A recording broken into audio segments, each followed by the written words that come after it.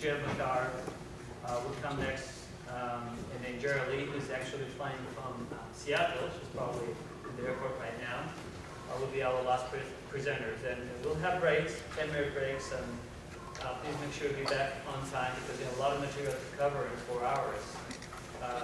You know, if you like to use the restrooms on the right side here, turn right and the left.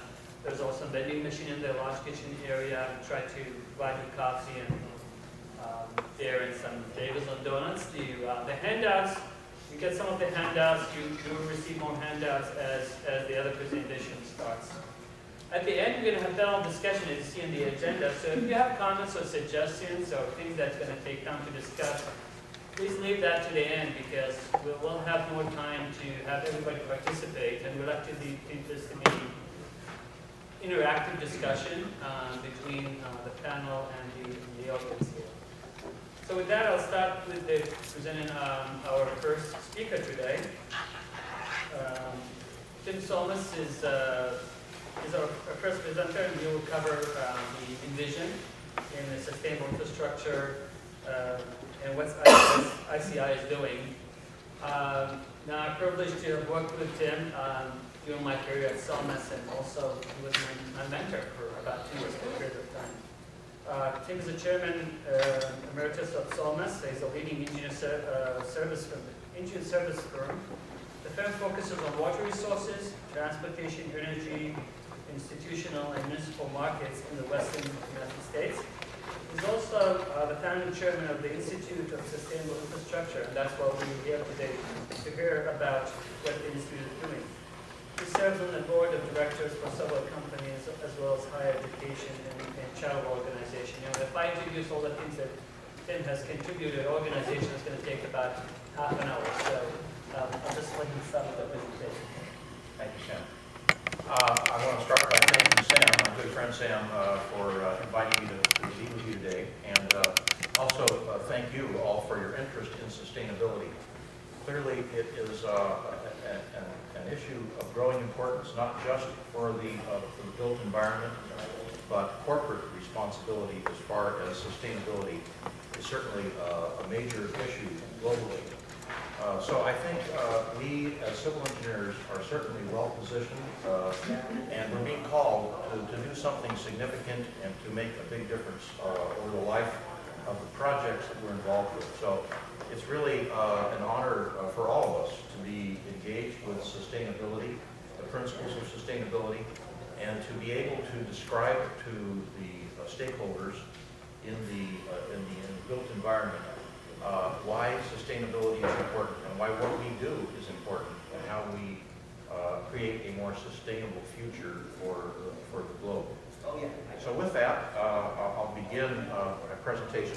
I'm going to basically cover, talk about the organization of the Institute for Sustainable Infrastructure. I'm going to talk a little bit about the tool, which is called Envision, which is the rating system. And then I'm going to give you an update on what's happening organizationally with Envision. You know, what's going on at the national level with this effort. So it's no secret. Well, there we go. It's no secret that there is a need for sustainability, and this first slide really talks about the fact that the projects that we're involved with are long-lasting projects, and to say that they're going to be around until 2050 is probably a conservative estimate. Many of the projects that you're working on today will be around at the turn of the century. So we have a huge responsibility and a huge opportunity to make a difference with the environment.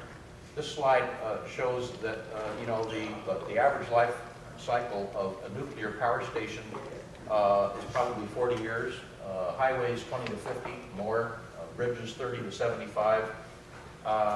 You know, obviously the kinds of projects that we're involved with have very long lives, and so they have a large impact on what's going on in the world. The Institute for Sustainable Infrastructure was founded by the American Public Works Association the American Society of Civil Engineers, and the American Council of Engineering Companies. These three organizations have been working on sustainability as really a key issue in their core issues and pursuits.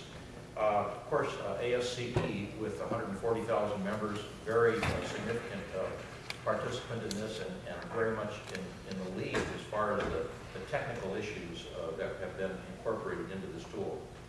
APWA, 27,000 professionals in the public works profession, and ACEC, 5,000 companies in the U.S.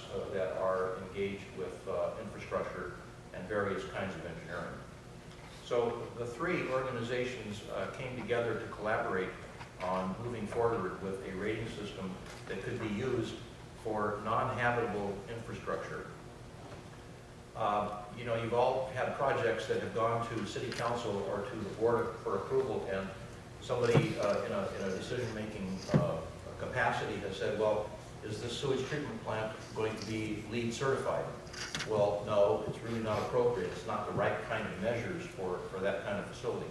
And those are the answers that we were looking for as the three of our organizations began to work on the whole issue of sustainability for non-habitable structures.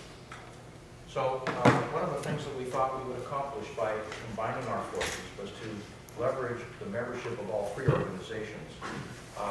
We were going down a path separately of building separate tools, and that didn't seem to us to be the wisest thing to do. We thought we could collaborate and do much more for the profession by doing that.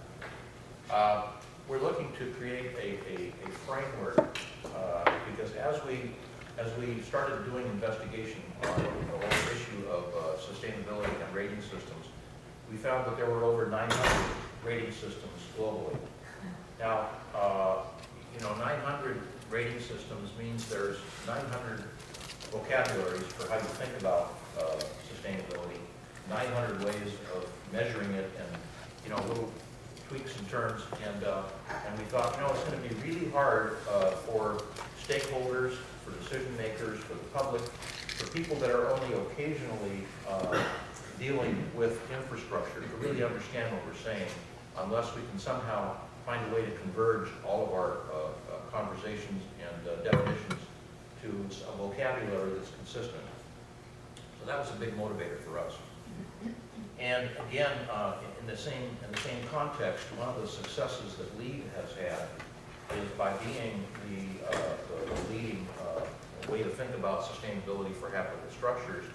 They have been able to attract equipment manufacturers and material suppliers to demonstrate to the design community how their equipment and how their materials are more sustainable than an alternative, and how they would play into improving the sustainability of a building that they were thinking about. We need that same kind of thinking for us to achieve what we want to achieve. So it's not just engineers thinking about this, it's also a much larger community that's involved with building infrastructure. As we were beginning our efforts of developing the tool, we had conversations with Harvard University, and they have a program called the Zofnass Program for Sustainability. They were doing pretty much the same thing that we were doing in terms of developing a rating system to look at these very same issues. When they took a look at our system and the people that were behind it, they said, we'd like to come in with you. And so let's find a way to combine our thinking and to get the best of both of our thought processes and combine the tools into one tool. And that is what has happened. We've combined with Harvard, and we now have one tool that serves the purpose of providing a rating system for infrastructure. What that gives us is an academic aspect to this, which we think is very valuable, because a lot of the things that we'll talk about today and a lot of the rating has been done pretty empirically. The numbers, the scores are essentially the best estimates of a group of professionals like ourselves who got together and established a rating system and a way to score and a way to think about this. but they don't have the academic rigor that we think will ultimately be necessary to have a really good rating system. And so we think that Harvard contributes a great deal to that longer-term vision of a rating system that has a meaning to the stakeholders and to the decision makers in the long term. So as we thought about how we were going to build this tool, we wanted to start out with a sense that it would be electronic, it would be a digital system, paperless, possibly paperless, and that's pretty much where we ended up. So it should be, again, an online tool, interactive, instructive, outcome-based, and process supportive. By outcome-based, what our thinking was here that there's been criticism of other rating systems that are basically cookbook. You know, if you do this, if you put in a bike rack, you get so many points. Well, that's all fine and well, but you know, did that really change the sustainability of that project? That's the kind of thing that we're after, and we're after having the design team explain what their decision was and how that improves the sustainability of the project, not just by following a cookbook and checking things off. So it's really about getting the design team to elaborate on how the project that they're working